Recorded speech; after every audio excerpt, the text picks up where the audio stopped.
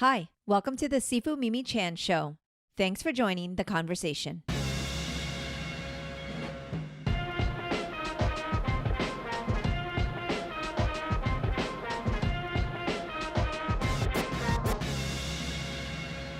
Hello, Spencer! Yay! Hey, Mimi, it's so great to see you.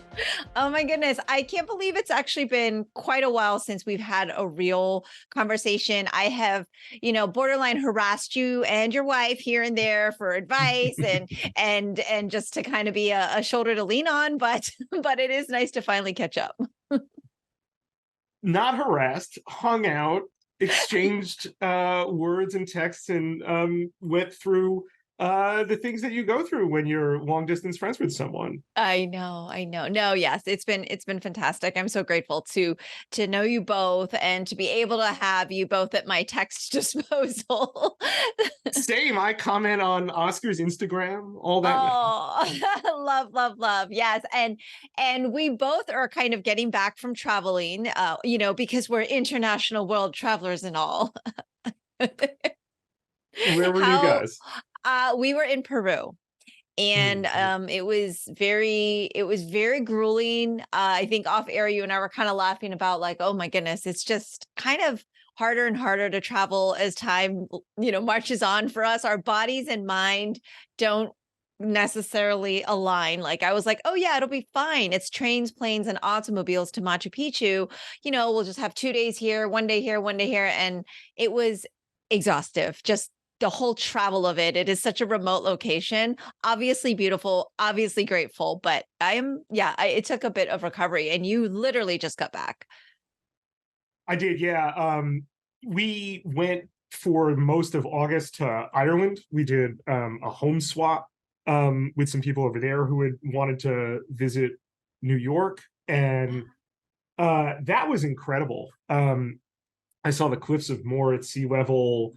Had a great time in various Dublin bars, even though I don't really drink anymore. But I figured, when in Ireland, how could Well, how can you not, you have to experience partake the of the pop local culture? culture. Yes, yes.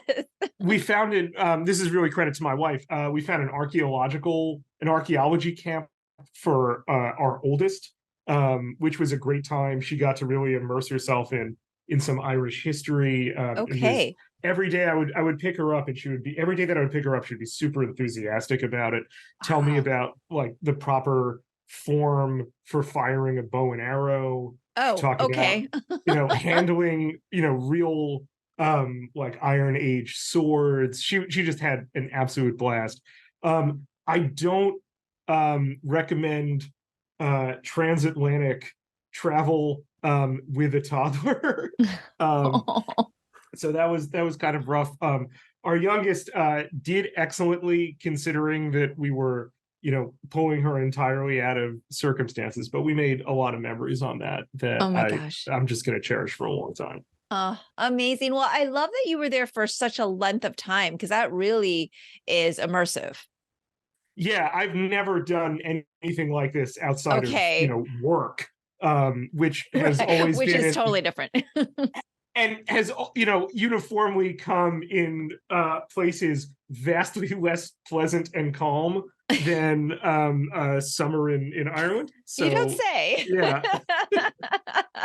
Oh my gosh. Well, yeah, I was really excited to hear that you were traveling and trying to I always try to keep up with the newsletter and the blog and seeing what you're writing and oh my God, it's not a blog. I'm so sorry. I Yeah, it's fine. retract that full statement. It's But I it's it's a blog. It's a blog enough. no, It's a no, no, 2020s no. era blog. Spencer is not a blogger. Oh my gosh. Like award-winning journalist and all that. Like, oh my goodness. Speaking of which, diving in, and I know you and we could just catch up all day and listeners will go, are we just gonna, hear about you guys' like summer travels? And I think that would be fine too. But longtime comics fan, you and I. It's actually, for our listeners that don't know, what brought us together is I was listening to podcast about your amazing book, which I did read, and then you threw out Lazarus as a recommendation, and I was like, well, now he is my friend, and I must reach out and talk to him about such things. In addition to, of course, your phenomenal book, that was just continuously so relevant, and Reign of Terror. And so yeah, I reached out to you, and we've podcasted since, and become friends, and it's been kind of amazing. But comics brings people together. Indeed. You hosted one of my favorite podcast appearances I've ever been lucky enough to do, our book club about My Name is Red. I love that we did that. That was so much fun. That's kind of an insane episode. I really love it. I cherish that memory as well. Yes. I mean, you've really gotten me to step outside of my comfort zone in terms of reading, because one is, your book as a whole, it's not an upper, and No, I'm kind of definitely like not. I need to have like rom-coms in my life these days. It just candy is what I kind of call it, that I consume for reading, but I do feel more enriched when I take on like kind of these deeper things. And so of course, I read your book, and then we read My Name is Red, which is also not really candy, but wow, just literary, just such a contrast, and really challenged me. So thank you for that. Well, sure. Not that I should be in the same sentence as Orhan Pamuk. And My Name is Red is a vastly more richly fulfilling emotional experience than Reign of Terror. I'm very grateful for that, though. Yes. And so, in addition now to your journalistic prowess and accolades as an author, you're now a writer of comics. I mean, is it still surreal, or I mean, is it just exciting every moment? No, absolutely surreal and exciting every moment. I couldn't have asked for a better experience. I don't really know that I get to call myself a writer of comics. I've written a comic book miniseries. I feel weird about. I see your face, and I appreciate that. I appreciate where that's coming from. But like I I don't know that, at the point in which we're recording this, I have, released a grand total of 2 comic book issues. So, I don't know. It's training day for me still.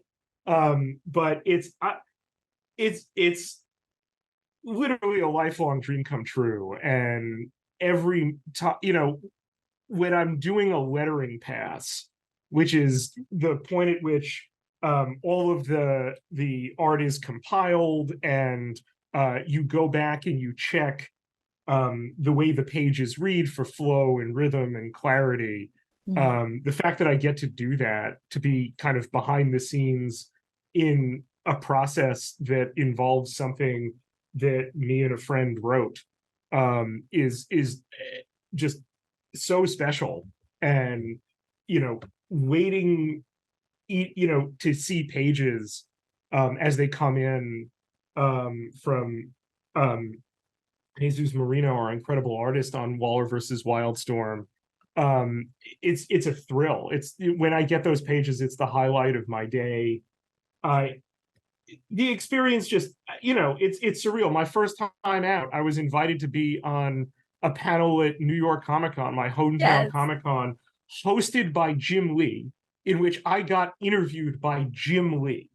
That, you can't, that is the kind of thing that I just could never, you can't take that for granted. That's really just the sort of thing that I feel when I was up there.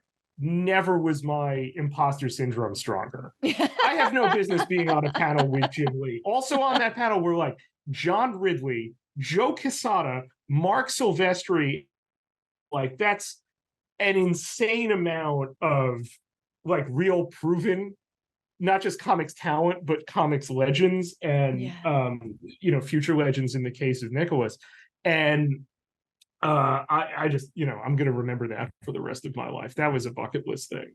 Amazing, amazing. Well, congrats on it. Congrats on Waller versus Wildstorm. I actually remember when we were in the city, New York, hanging out, you had mentioned, okay, this isn't released yet, but I'm going to be working on a comic. And now here we are talking about it like in the flesh. We've got the pages, and it's just so exciting. And I feel like I want to ask a little bit about process, just because you have been writing and investigating, doing just research, and it's very different than the comic process, because I understand from from talking to Greg, of course, all the time, that it's so collaborative and it's a lot different. Is the collaboration different from the area, the expertise in which you come from, or was it like kind of a natural transition? Because you kind of mentioned already just waiting for those pages to come in and how exciting that is.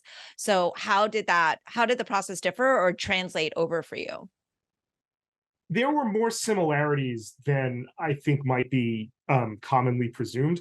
I will say that I've, you know, getting copy in from collaborators journalistically is not often as like immediately like emotionally exciting as it is getting comics pages in. No disrespect to my many collaborators over the years, um, but good journalism is a team sport.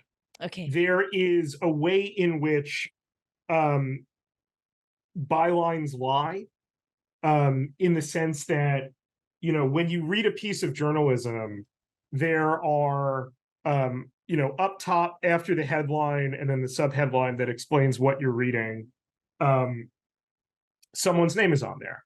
Sometimes it's multiple people's names, representing the contributions of the people who reported and wrote this story. Sometimes it's one person's name, a primary writer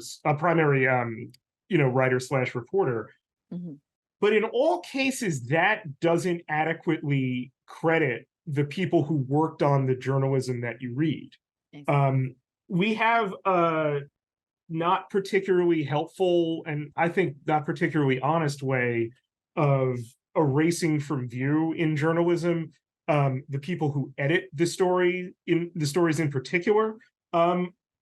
Very often, especially when you're a staff reporter at a news outlet, you didn't choose the story that you did that day, that you filed and that has your name on it. The editor did. Um, Very often, the copy that comes out, I would say in, vastly, 95, if not higher percent of cases in journalism, the copy that you filed is not the copy that makes it, to print. Substantially it is, Yeah. but editors, not just, the person who does the final sign off on that piece, but editors throughout the process, copy editors, if you're at magazines, fact checkers, um, played a significant role in shaping that story, both in content and in form. Oftentimes, the bylines don't give adequate weight, even when it is multiple bylines on a piece, Mhm. to the contributions of the people there. Okay. Very often, at news organizations,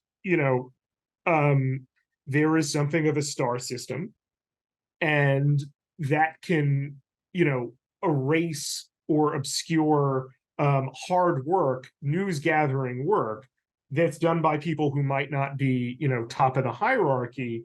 Right. And then you'll often see, when you read a good piece of journalism, very often you'll find at the bottom of the story in italics something that we call a contrib line, which is saying that there were additional contributions by, X, Y, and Z Okay. people throughout the newsroom. Very often, those people did quite a lot of reporting, I see. but just didn't get the byline there. The point that I'm kind of driving at is that, when it gets to the process of the assembly line that I've often heard, comics creators use to Yeah.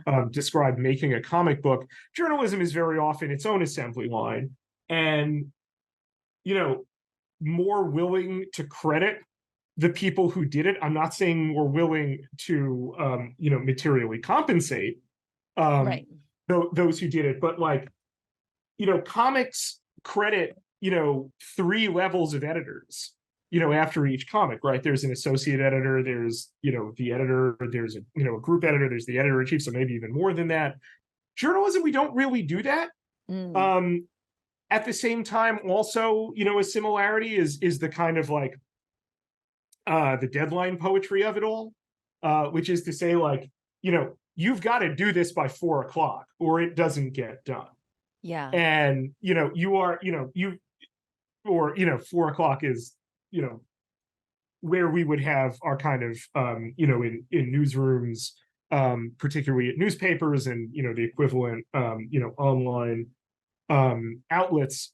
The point, if you're doing daily journalism, the point in the day in which you get everyone together for, planning the evening edition, and you figure out, well, what actually came in of what we planned for that morning, Yeah. And how long, and at what point, do those stories have to kind of mesh into what in comics you would, consider the publishing line.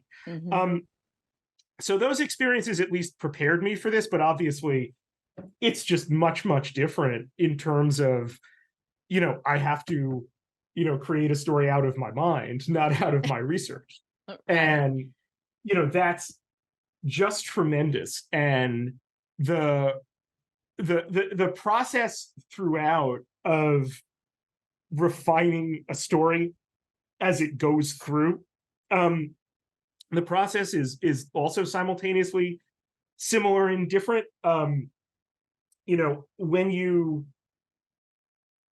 write a piece of journalism, particularly when it's short, turnaround, deadline stuff. And by that, I mean, stuff where you've got, hours or, in breaking news situations, like up to the moment, compilations of just like, get what you've reported and checked, write it up real quick, get it through the process so that it can be very swiftly edited and then published. Very often throughout the process, you're like, well, I have a little bit more time once we get to the next stage in the process, for, making sure that all of this is, buttoned down and so forth. And it's never, the kind of time you want, but also, comic books very much, similar to that. An important difference is that,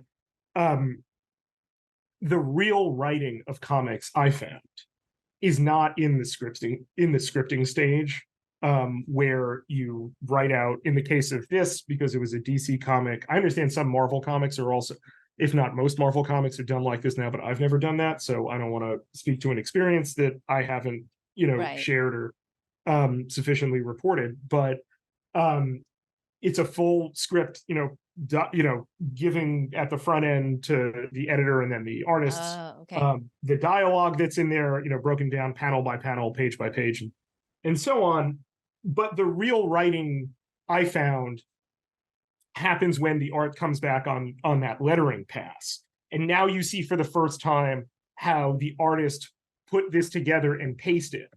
And your job is to match that and make sure that what you had in the scripting stage adequately explains what the artist has rendered when it needs explanation, and works harmoniously with that art. And you really have to, or I'll speak for, just speaking for myself.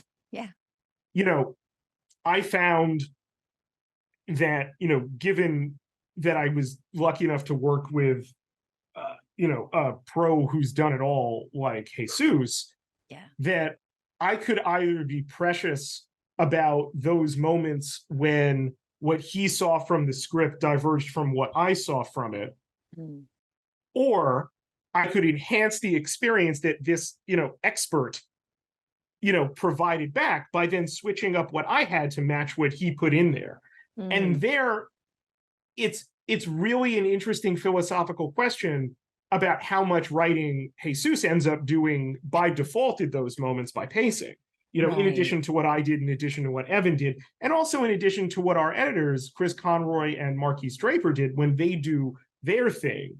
Very often, and this is particularly the case, I want to give, Chris his credit, for issue 3, which will probably be out right around the time we're going to release this episode. There were often moments in, my pacing of issue 3 where I didn't have dialogue, because I was like letting those visual moments come through. And then when he gets it back, he's like, it seems like it needs something else here. And he had suggestions for what that dialogue ought to be, and they were good. So we Right. incorporated them. And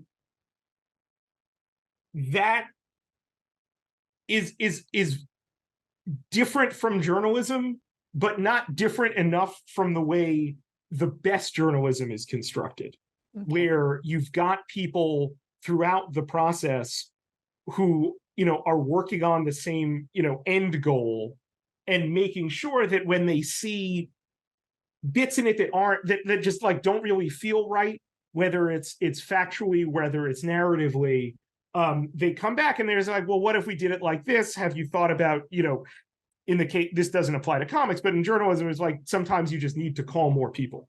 There's a saying in journalism that for a long time I resented because of how true it is, and how uncomfortable a truth it is, that every writing problem in journalism is a reporting problem. That you're having trouble writing because you haven't sufficiently reported this enough so that you know how to get across the narrative bridges that you need to tell this story. And then you have to cry about it for a little bit to yourself, and kick the side of your desk and then go back and do more work, because that's what the job is.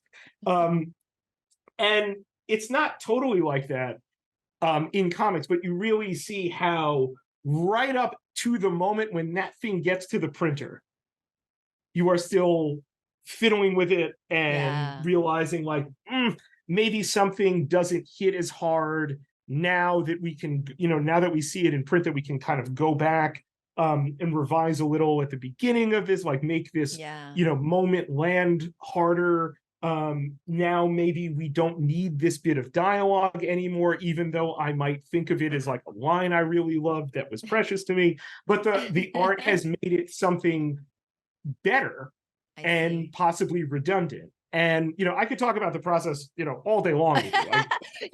I was just so curious, because you're coming from such a specific background, right? And we talk a lot about, because of course I've had so many amazing creators on, and they all have such a different process, even those that have been doing this for so long, right? And creatively, whether it's collaboratively, but there's kind of the general formula, right, of a comic book creation.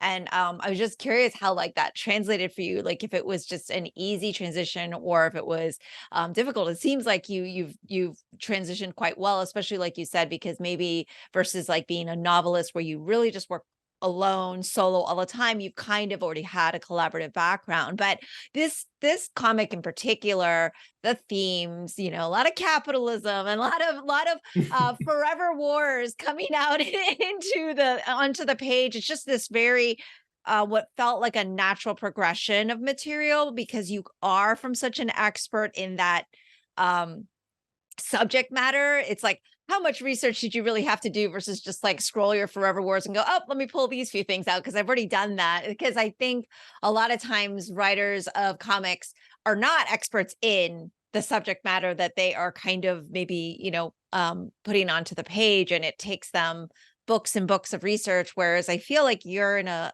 bit of an advantage in that way, where it's like, it was just such a natural marriage of content. And, Oscar wanted to give you a shout out and let you know, he's just so proud to know you. And it was like so clear, because we get your newsletter in our box, and it's just like, it's just so cool to see, all of the work that you're constantly doing to be able to come out in such a creative and impactful way for a different audience, right? Because obviously, not comics readers aren't necessarily naturally going to be just reading articles of really cerebral dense content like yours, which is so intense and sometimes depressing, I'll be honest. But essential, but so essential. And so when it's in comic forms, and we get things like America is just the clothes capital wears, and since when does America build a weapon it doesn't export? And we get like these little, nudges that like, hey, let's think about this. It's just it's so great. And so thank you for that. But how was that for you? Like, did you struggle with having to like pull back too much of what or was it just like, this feels kind of right to be able to put in so much narrative that you've done like so much time researching and reporting on? It was possibly the most cathartic writing experience I've ever had. I don't typically write fiction. Like I don't have, there are a lot of reporters who have like a novel in their drawers. You know, Ah, okay. I am not one of them. One of the best journalists alive, one of the best writers alive, Ta-Nehisi Coates. Mm, I guess now 3 years ago, yeah. he came out with an incredible novel called The Water The Dancer, water and dancer. Ta-Nehisi had Yes. been working on that book for I think over a decade, something like that, possibly longer. That's not me. I am not a natural fiction writer. Mhm. Um, I found that embracing the the kind of core mission of the assignment for this, write a year one for the premier spy chief of the DC Comics universe, meshing together the very similar themes of corporate and imperial and technological paranoia from the DC Comics Wildstorm universe.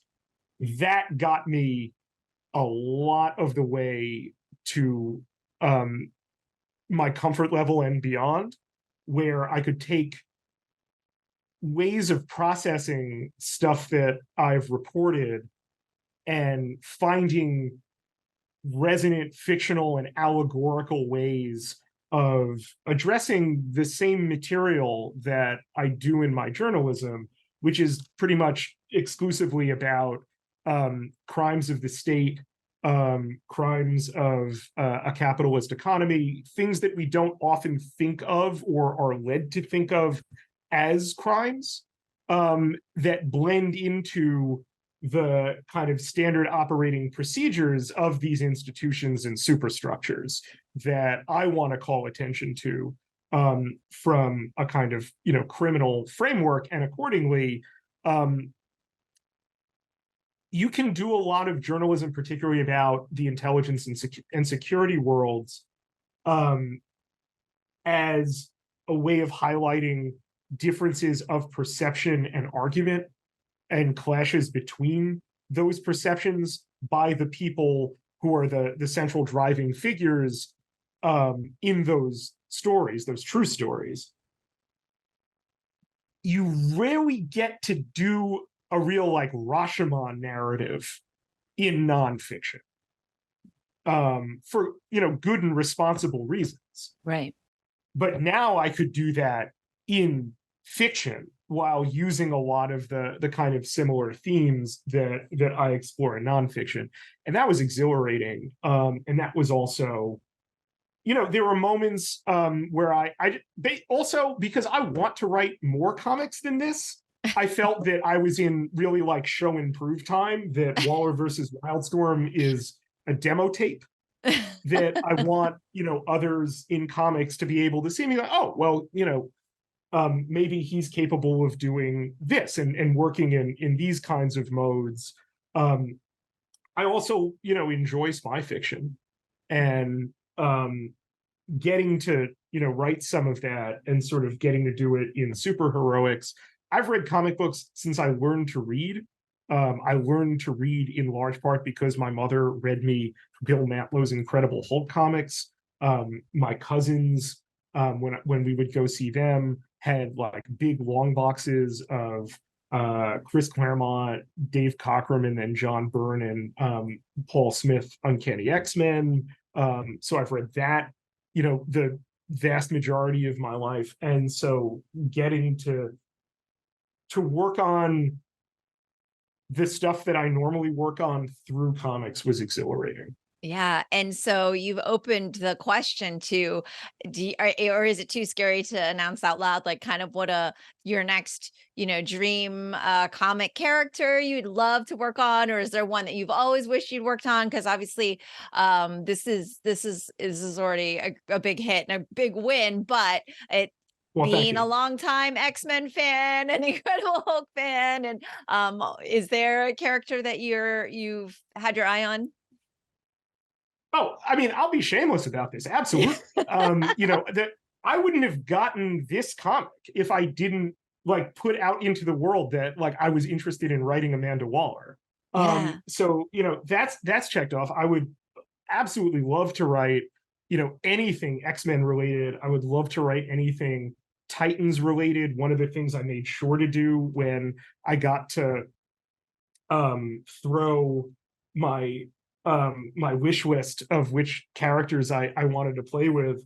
I threw in Deathstroke the Terminator and Okay. his ex-wife Adewine Kane into Waller versus Wildstorm. I adore those characters. I Mm, am often a kind of villain anti-hero person, and it's something that the subject matter that I tend to yeah. gravitate towards.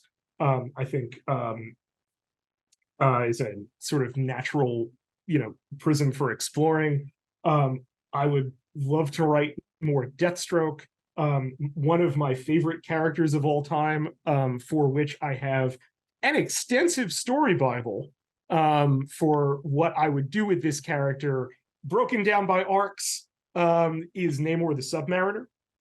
Um, Oh, okay. that would be really a dream come true. I love Doctor Doom. Would really I have some ideas for that as well. Um, I could go on and on. I know. But I I but I really, feel if any like editors are listening, I know. Well, like let's just put it out there, and I think also you're probably, since you're gracing these panels with such elite comic heroes and people in the industry, I'm sure that you've got more in your future coming your way, and you may get to pick and choose even. So, but that's really cool. I love it.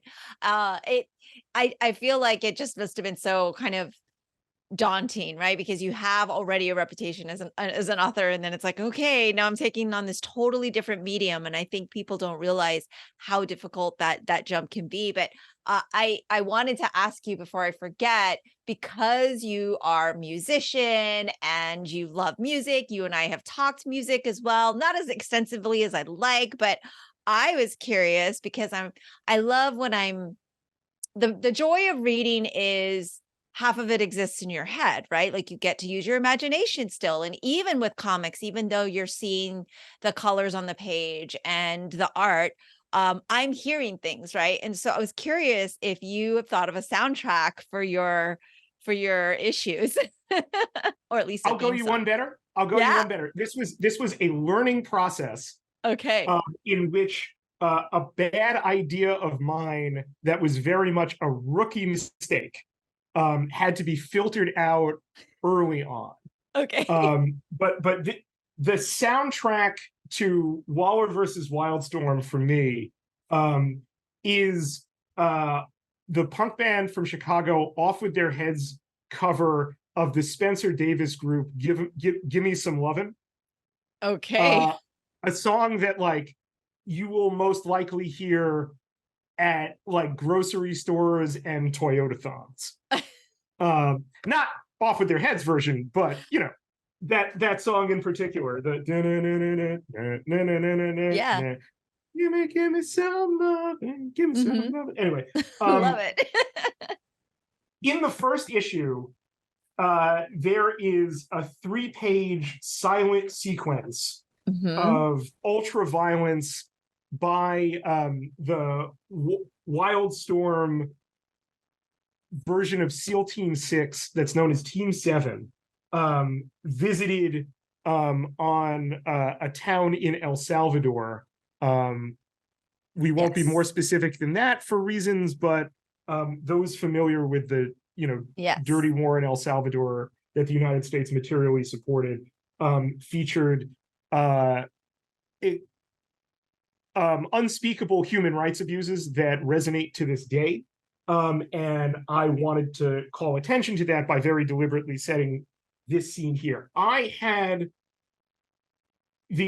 originally the idea for this is that as this scene was unfolding, this team that's Grifter, Deathblow, Mhm. Cannon from Stormwatch, Arclight from Will Portacio's Wetworks, Bulleteer and Deathstroke, and John Lynch were going to be singing the Spencer Davis Group's "Gimme Some Lovin'," and there are ways in which, like, I wrote the sequence with, particularly like when they get on the ground and are like shooting through a church and kidnapping an 8-year-old and Mhm. putting this town to the sword. Yes. Each each panel matched a different lyric from the Okay. song that each of them were going to be singing. Now, little did I know that DC Comics was not going to pay the licensing Yes. for this, but that more importantly, this was an insane thing to do because comics can't be like, the one thing comics cannot be is a medium that expresses sound. Right, You can right, right. get close with sound effects and certain aspects of pacing, but you Right. can't really do it. And like, this was a bad idea that didn't work, and my editor Chris had to like gingerly say, well, we can't do that. But then that led to what I think is just a much better idea, which is to kind of honor the solemnity of this Mm, atrocity by yeah, being silent. There's not sound effects for this. There are yeah. 2 words in this entire sequence, and those words are Jakarta Viene, which is a reference to an excellent book of journalism by Vincent Bevins called The Jakarta Method that I strongly recommend your readers check out. That's a story of US supported and interrelated, inter-influenced anti-communist reactionary violence that stretches from Brazil and beyond. And I wanted to reference that importantly. From a musical perspective, beyond that bad idea that didn't work. So I'm a drummer, Yes. and the role, as I see it, the role of the drummer is to pace, to build, to cue, to release. And then once you've done all of those things adequately, you can, to finesse, and then you can kind of, demonstrate your style. Writing comics, I've listened to, I'm a comics lifer. So I've listened to, for years and years before I did this, millions of comics, podcasts, and read, millions of comics interviews about process. But not until I really started writing did I fully appreciate the beauty and also the unforgiving rhythm of the page turn, which is that final panel, usually in the lower corner, and especially, for, even in this series, it's an even number. I'm sorry, it's an odd number for doing the page turn. That has to work like that has a rhythm. Hmm. And I found, especially as a novice, that the best thing I could do would be, as I was breaking down the scenes that I wanted to have in this, I would, once I had checked the box of, do we need this scene to advance the story? Yeah. Then the question was, for what, for each scene and the, unforgiving budget of how many pages we have, how many page turns does this moment carry? Should this convey? So like, when we're not turning a page, but we're ending a page, I thought that panel has to be a symbol crash Mm. moving into the next page. And when every time you're going to turn the page, that panel before the actual physical page turn, that has to be a fill. So I've Okay. got to have something there that's like, meaning that like there's something interesting and arresting about that moment that has to earn my way of getting you, the reader, to want to turn that page, to want to move from one page to another, and especially to turn the page and advance the story. So like, I'm setting up a rhythm at the top of the page, Hmm. And I'm either introducing an added accent by the end of that page. As we move into that next page, as we set up, I might be introducing a polyrhythm going slightly ajar, and in an interesting way, I hope, against that rhythm that I've started to establish, um, and which allows my collaborators to do their more arresting thing, whether it's guitars, horns, keys, Hmm. etc. Because that's the thing that you, as a reader slash a listener, are going to focus on because it's right there in front of you. And Yeah. then when we've got the turn, I've set up something sufficiently dramatic, or at least that's my aim, arresting in its attention, compelling you, and then guiding my collaborators into getting something that's like a big crescendo and then, out to build up in cue for the next one. And I asked myself, how many page turns, how many cymbal crashes, how many fills, does this moment in the story need to be? Yeah. I love this. Oh my goodness. My mind is like kind of reeling right now. It's like the musical pacing of comics through Spencer's point of view. And I love that because there's something so vivid in how you've just described that, because of course if you just have constant cymbal crashing, it's just loud and it's obnoxious Yeah. and it's just too much, right? And but if you've got things that are building, just I know that we've talked a little bit about hip hop, and hip hop's 50, yay, like we Yay. just did an episode on that. And so just like the things that are really exciting in music is often the build, and just that anticipation of where is it going, and being able to correlate that into making a comic. This has been very eye-opening. Thank you for that. I don't know that I would have seen it that way. But what I love is first of all, your humility, like in the approach of this, and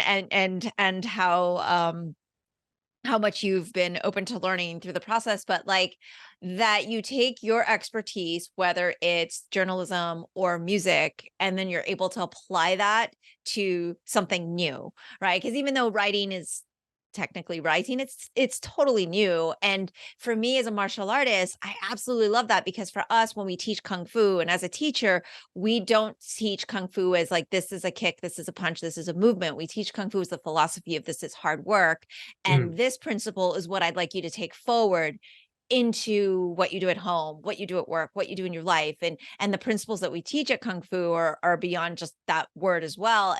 And we want all of those applications to be kind of done outside of the training hall and what you're doing physically. And so it's so cool that you've taken your skill set and your knowledge and what you know, and you're able to apply that to other things. And so it's just I think that's fantastic. Very masterful. Well, thank you. Thank you for sharing that.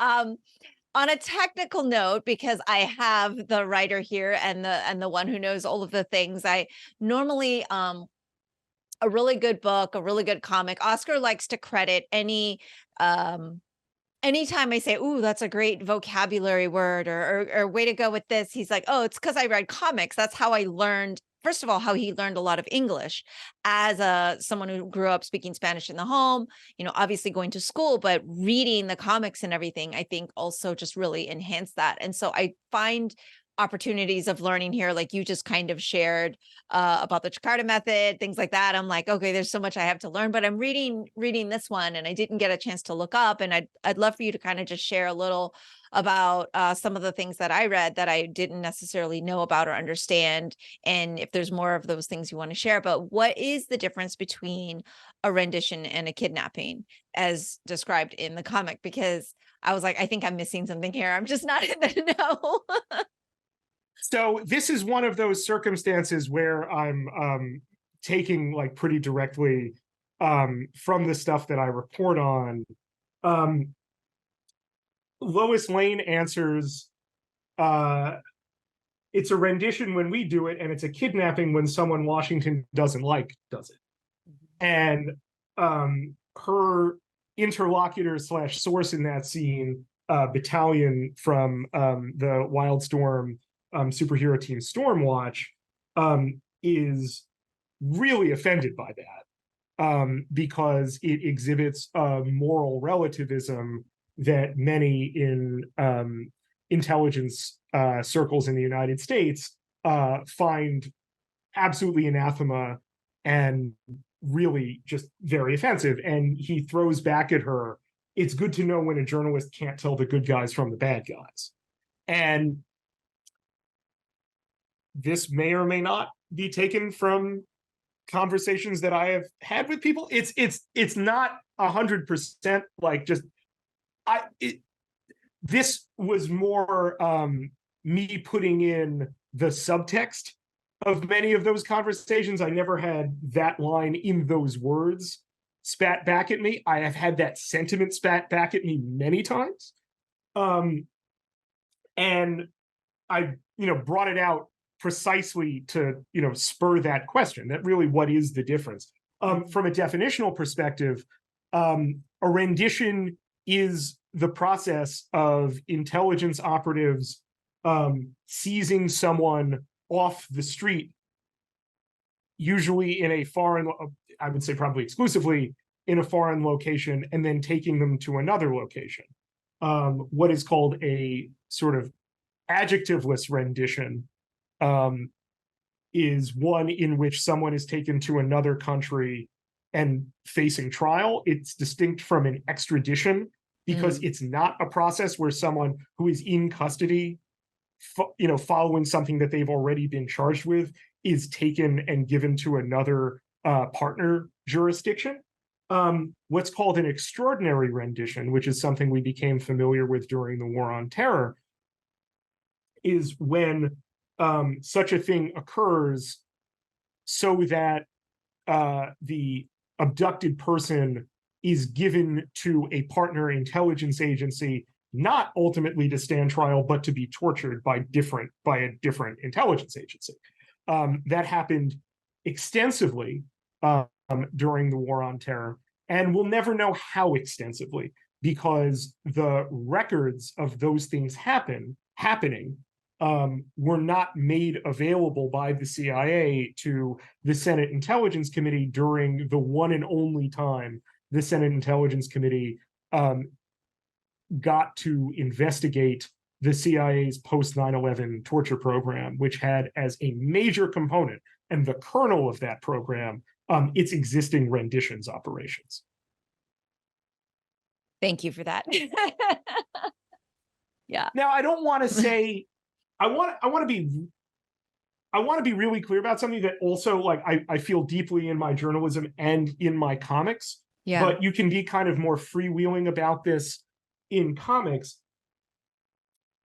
I don't want you to come to this kind of just agreeing with me or just saying that, like, what's on the page is the truth or what I've just told you is the truth. Right. Journalism ought to be read skeptically. My journalism is no different than that.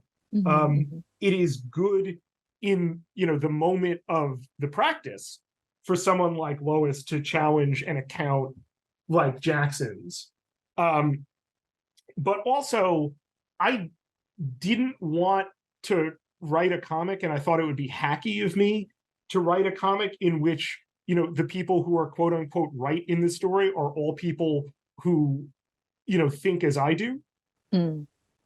I think if we've done our job right, I think we've constructed a story in which, especially as you get to the second issue, Yes, that there are moments at all times when all characters across the spectrum of people's relationships to official power are making good points and are making bad points. Lois is right at times, Lois is wrong at times. Jackson is telling the truth at times, and then we see in issue 2, Jackson might not have told Lois, we see this in issue 1, but we really see this in issue 2, Jackson might not have told Lois the full truth. Lois might not be apprehending the full truth. We see Amanda making points that are very different from Jackson's. Sometimes she makes good points, sometimes she makes bad points, and like on and on. And yes, you as a reader should be asking yourself, if you want to engage with the book on this level, when do they say something that I agree with? And at what point in the book is that challenged? And I wanted to write something that destabilizes everyone's beliefs. I think it has a core critique that moves through the book, and it's a critique that I stand by, but it's not good comics, just like it's not good journalism if it's just what one person believes and I'm talking at you. I didn't want to do that. I hope I haven't done that. I did a signing at JHU Comics in Manhattan, and I was very happy to see that Rob George, who's a conservative journalist and a comics enthusiast, who I've been friendly with, for many, many years, and we've often, despite the fact that we disagree about a lot of stuff, we bond over the fact that we, have a similar kind of enthusiasm for comics. He came out to this signing, and I was really grateful that he wanted to pick up this book at all. And I told him, like, there's going to be lots of things in this comic that I'm sure you will disagree with, but I hope you will come away from it, thinking that, structurally, it holds up as a story. And he was gracious enough to say, like, there might not be as many things I disagree with as you think, and presume that I would disagree with. And I really like that. And I want that to be, something that comes out of, people's experiences if they choose to engage with Waller versus Wildstorm. I recognize that, this is a very political comic. And so accordingly, it won't be for everyone, and that's fine. And, there are people who, I have, while I have not put myself, through the deliberate self-harm of name searching, I've read my reviews. I've been very grateful that most of them are good reviews, but I've also gotten good feedback from people for whom, like, the comic didn't work. Yeah. Well, this is the nature of reading, though, right? Like, this is why we have such a, diverse scope of genre that we get to choose from. But no, actually, kind of just before the podcast, Oscar and I were kind of talking, because I was like, oh, I got Spencer now. And it was kind of exactly what you kind of just mentioned. Was in 1 minute you're like, is he the good guy or the bad guy? Do I agree with this or I disagree with this? And you're like, because you essentially, you look at Amanda as, well, she's obviously, quote unquote, the hero or the protagonist, and you're kind of just like, wait, but what's happening here? Like, there are moments where you're like not as likable in this, part of your monologue or whatever, like, that you do kind of go back and forth. And because of course this first issue and the second issue, kind of, you get more into it, but it's a lot of setting up, like getting to know these people. And as somebody who's not as familiar with the Checkmate universe and all of the characters in the background and everything like that, I was like, okay, you're just really kind of coming to it with a clean slate. Then you really have to get to know people, and you do find yourself agreeing and disagreeing with the same person, which is fascinating. And I already know, like, oh, I have a bias because I like Lois Lane from my previous, notion of who she is. But then you have to sit there and go, wait, why is she asking what she's asking, et cetera. So I love comics that do make you think, but also that I think this is a great comic for people that do want to maybe digest a little bit of politics in a, in a medium such as this. So I think that's definitely found its audience. I definitely think new audience will find its way there. And so congrats on the book, and Thank you. so excited. And I believe, is it September 12th? We're getting issue 3. So we're hoping. I think that Tuesday, I think it's let me just check my calendar. This is boring for an audience, but I think right now it is, I think that's right. I think it's solicited for the 12th. Okay. Maybe that may or may not. I have not confirmed exactly when this thing comes confirm back. Or deny. I will say that we kind of blew past a printer deadline during the process of putting together issue 3. I am grateful for that, though, because that allowed us to catch a moment. This is very journalism-like. At the absolute last minute, we caught something that was like, ooh, that might step on a big moment that we want in issue 3. And it was an extremely subtle thing. But, thank you again, by the grace of Chris Conroy Goai, that we got that change. And so if the ship date slips a little because of that, please, I thank you for your forbearance, but also, like, please know that happened because like we were racing at the last minute to get this exactly right. And it won't be too long after September 12th, I hope. All right. Well, either way, it will give readers a chance to catch up on 1 and 2 if they have not as yet. So please, go out, get your copies, and just super excited to read what's next and for your future comics character writing as well. I'll put it out there into the universe, and you never know who I'm going to end up talking to as well. Definitely your podcast, yes. I find myself very fortunate in who I get to speak to.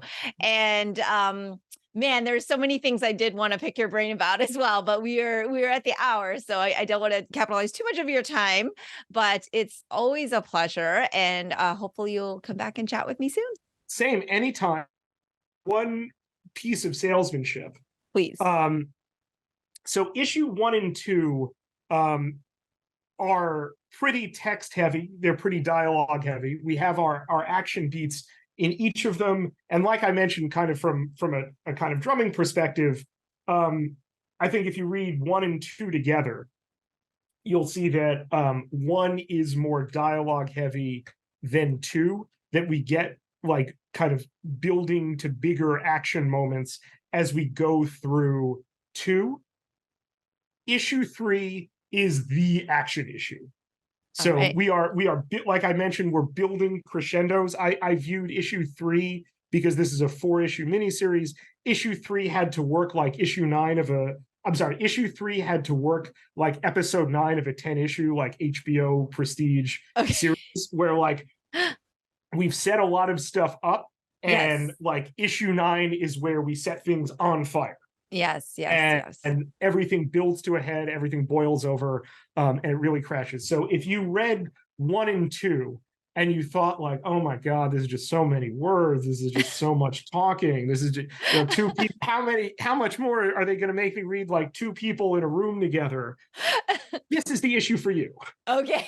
Well, I'm no spoilers, but you know, at the end of 2, we kind of get a reveal of, all right, you know, action might be coming on soon. So, right. Like, so that you do set up for it, but okay. Good to know. Good to know. Action is imminent.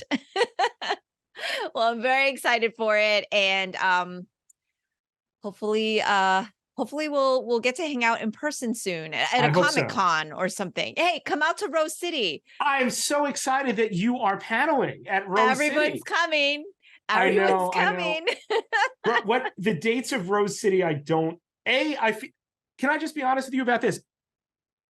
Do I get to do that? Like, you know, like I don't know. Again, because like I've just done like, you know, 2 comics. Like I have not super been a convention person. You know, the kind of stuff I've done professionally has not like provided me often like enough. You can go out as press. You can be like, hey, I'd like to apply for a press badge at Rose City. No, of course you get to do that. I don't know that there's rules. I mean, what am I doing at all these panels if you're not supposed to be there as an actual writer?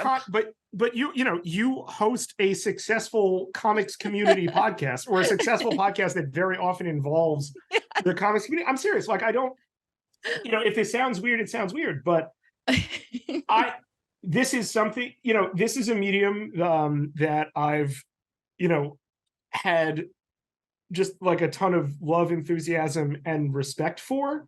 Yeah. And I do feel a little bit coming to it from journalism and, you know, doing this because of what I've done in journalism, that I'm kind of cutting the line a little bit. You know what I mean? So I'm just this is just like stuff that goes through my head about like coming out to cons. I wish I could go to Rose City. I've always heard Rose City is a great. I've heard Rose City and Emerald City, Seattle and C2E2 are like really fantastic. I've only been once. and it was a great con for me because, that's where I really got to know everybody in the Portland area. I mean, there's just so many great creators in that area. So they just Yeah, tend for to real. kind of be there. And so it was a great time when I went. Also, Greg invited me to his house that time. So I was like, yes, I'm coming. I'm going to do the interview there. And at the very least, you should come and, kind of be one of our quote unquote special guests that show up at the Mimi and Greg show panel. You can just be there asking questions in the audience. We're just playing. He would be thrilled, by the way, if you were there, because we want all our friends in the audience. So we're just end up with everybody in the audience on stage. Essentially, is what our plan is going to be. What are the dates on Rose? I already So hear my Rose wife City is after the I've 22nd to the 22nd. 24th. That's the Friday, the 22nd. Okay, that's I love it. I know you've been listening, and so you can clearly, but like literally, I don't know how or why, but I've just gotten everyone to go to Rose City Comic Con this year. They should be hiring me as their PR marketing person, because literally, like, people who said they weren't going are now going, and we got Nicola coming from Australia. So I know, that's crazy. It's crazy. That's so amazing. And then Phil was like triple booked, and he's like, no, we're doing the Historia thing, so we're going to do it. So I don't even know what's happening. I'm putting it all out there. Everybody needs to show up. Can I just say, as a listener of yours, and I would say this even if we weren't friends, you are being modest, and I think you do know the reason why it did happen. It's because this podcast is so good, and you've built it so assiduously, and you've built it with such rigor and love. And I think that is reflected. And accordingly, it was very natural sounding to me when I heard about the Rose City Pen. Thank you. Thank you so much. Well, then hopefully see you there. All right, everybody. Spencer Ackerman, go out, get Waller versus Wildstorm, send questions, make comments, let it be controversial in your mind, whatever the case may be, but, just read it. So thank you so much, and we'll talk soon. That's all for today's episode. Thanks for listening to the Sifu Mimi Chan Show. Please subscribe and rate my podcast on your platform of choice and leave a review. You can become a patron of the show at patreon.com/SifuMimiChan to help keep this podcast going. Follow me and interact on social media at Sifu Mimi Chan on Instagram, Twitter, or Facebook.